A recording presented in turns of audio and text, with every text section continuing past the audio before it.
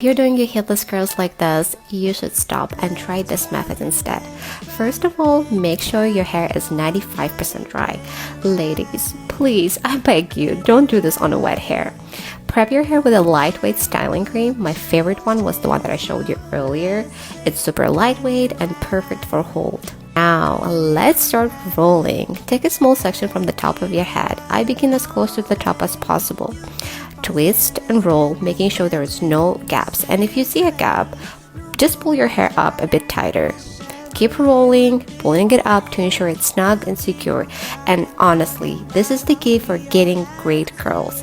No gaps. Absolutely no gaps. For long hair, the same rule applies. Keep it tight and snug all the way down. And as I love to say, your hair should hug you, not hang on you. Once you reach the end, secure it with a hair tie. By the way, I got this set from Amazon, and I love the fact that it came with a hair roller and hair tie, so it was a whole pack. So many ways to do this, but this one is super simple and perfect for beginners. After sleeping on it overnight, the results are amazing. You will wake up to beautiful heatless curls. Give this technique a try and let me know if it worked for you.